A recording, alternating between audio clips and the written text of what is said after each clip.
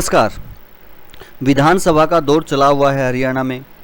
कुछ डेटा मिला है, कुछ डेटा उपलब्ध हुआ है, उसके आधार पर हम ये देखेंगे कि 90 सीटों में से कौन सी पार्टी कितनी सीट के आसार बन रहे हैं। यदि हम 2019 का रिजल्ट देखें तो 2019 में बीजेपी की 40 सीटें थी। बीजेपी के पास कितनी थी? ये 40 सीटें थी। कांग्रेस के पास 31 सीटें थी।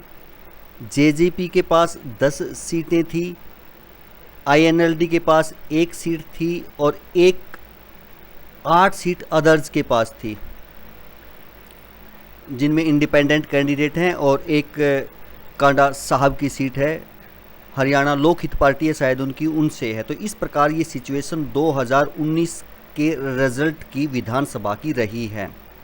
अब संभावित रिजल्ट आज के दिन यदि इलेक्शन होता है तो क्या रहेगा, उस पर थोड़ा सा नज़र डालेंगे। कुछ डेटा के हिसाब से देखेंगे कि 2024 में जब इलेक्शन होगा तो 90 जो सीट हैं, 90 की 90 जो सीट हैं, उनमें से कांग्रेस के पास कितनी आएंगी, बीजेपी के पास कितनी आएंगी और अदर्स के खाते में कितनी जा सकती हैं। विश्लेषण करते हैं, देखते हैं। हम विश्लेषण डिस्ट्रिक्ट वाइज करेंगे। तो सबसे पहले जैसे हम करनाल पे आते हैं तो करनाल में कुल 5 सीटें हैं विधानसभा की, 5 विधानसभाएं हैं। अब 5 विधानसभा में एनडीए के पास कितनी जा सकती हैं? ये 3 सीटें वहाँ आसार लग रहा है कि एनडीए के खाते में जाएंगी और 2 सीटें जो है इंडिया गठबंधन या कांग्रेस के खाते में जाती दिखाई दे रही हैं। पानीपत में कुल 4 सीटें हैं। 4 में से 2-2 का जो आंकड़ा है वो नज़र आ रहा है, 2-2 का आंकड़ा नज़र आ रहा है। इस हिसाब से आप कह सकते हैं कि 5 सीटें एनडीए की हो जाती हैं और 4 सीटें इंडिया गठबंधन के पास हो जाती हैं।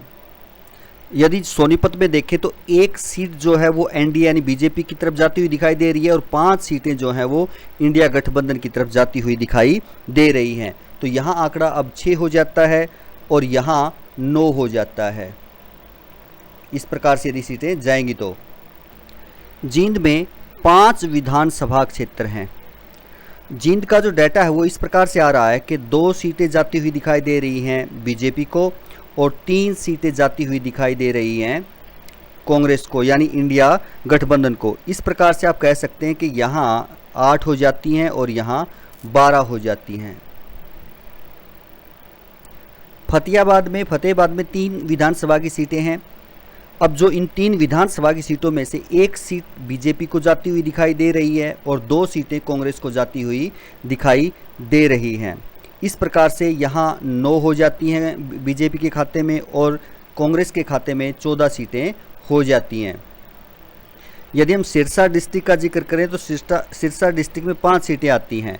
5 में से 1 सीट बीजेपी के खाते में जाती हुई दिखाई दे रही है आज की सिचुएशन से, आज के हालात से, और 4 सीटें जो हैं वो कांग्रेस के खाते में जाती हुई दिखाई दे रही हैं। इस प्रकार जो आंकड़ा है वो 10 और 18 का हो जाता है।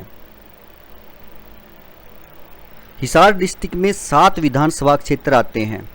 7 में से जो डाटा मिल रहा है उसके अकॉर्डिंग अभी जो 2 लग रही हैं कि बीजेपी के खाते में और 5 दिखाई दे रही हैं कांग्रेस के खाते में जा रही हैं। डाटा 12 और 23 का हो जाता है। इस प्रकार से 12 और 23 हो जाता है।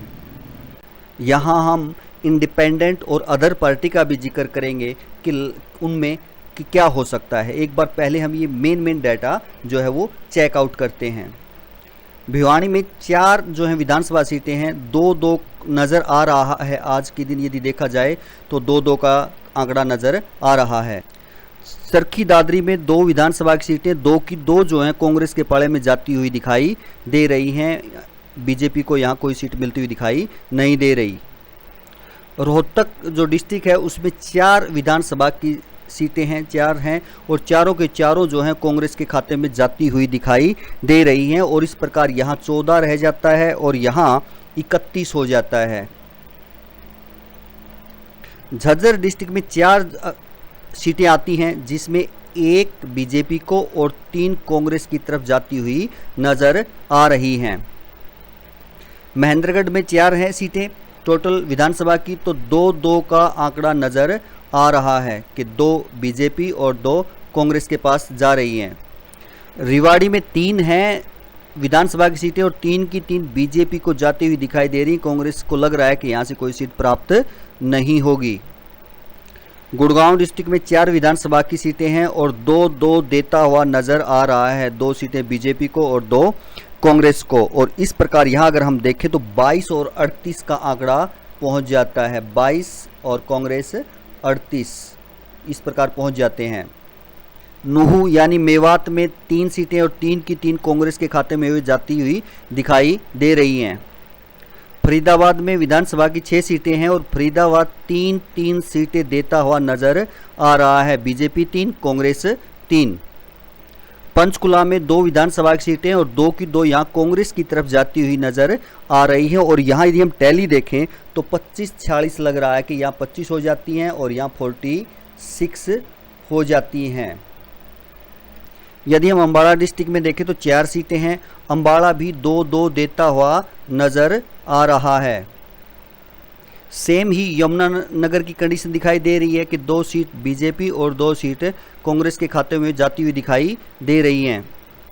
कुरुक्षेत्र में भी यही नज़ारा बनता हुआ नजर आ रहा है कि 2-2 सीटें जो है वो ले जाएंगे। और 4 में से कैथल भी यही हाल बयां कर रहा है कि 2-2 सीटें जो हैं वो मिलेंगी। और यदि हम बात करें पलवल की तो 3 विधानसभा की सीटें हैं और यहाँ लग रहा है कि 1 सीट जो है वो बीजेपी और 2 सीट जो है वो कांग्रेस लेती हुई नज़र आ रही है। इस प्रकार से हमारी जो टैली है 90 की 90 सीटों की, तो हमारी जो फाइनल टैली है वो इस प्रकार बन रही है कि 34 सीटें बीजेपी के पास और 56 सीटें जो है वो कांग्रेस के पास दिखाई दे रही हैं। बट अगर यदि हम अदर्स को देखें तो अब अगर इसका सही से निरीक्षण करें तो जो ये 34 सीटें हम यहाँ दिखाई दे रही हैं हमें, इनमें से 4 सीटें ऐसी हैं जो अदर के खाते में जाती हुई नज़र आएंगी, 4 सीटें। और जो 56 यहाँ दिखाई दे रहा है वहाँ से 2 सीटें ऐसी हैं जो अदर के खाते में जाती हुई दिखाई दे रही हैं। यानी हम कह सकते हैं कि कांग्रेस रह जाती है 54 पर। ये 54 जो सीटें हैं वो कांग्रेस की होंगी और बीजेपी कह सकते हैं कि आप 30 पे हो जाती है और अदर्स के खाते में 6 सीटें। इनमें अदर्स में आप सभी ले सकते हैं, इंडिपेंडेंट भी ले सकते हैं और एक आधा कोई पार्टी वाला भी जो अलग से पार्टी हैं वो भी हो सकती हैं। तो इस प्रकार से 2024 का संभावित परिणाम रह सकता है। आप क्या सोच रहे हैं कि कैसा होगा परिणाम, कि आप भी जिस डिस्ट्रिक्ट में या जिस विधानसभा क्षेत्र से हैं अपने विधानसभा क्षेत्र के बारे में बता सकते हैं, या आप ऑल हरियाणा के बारे में जानते हैं तो उसके बारे में कमेंट्स में बता सकते हैं कि इस प्रकार से वहाँ की सिचुएशन है।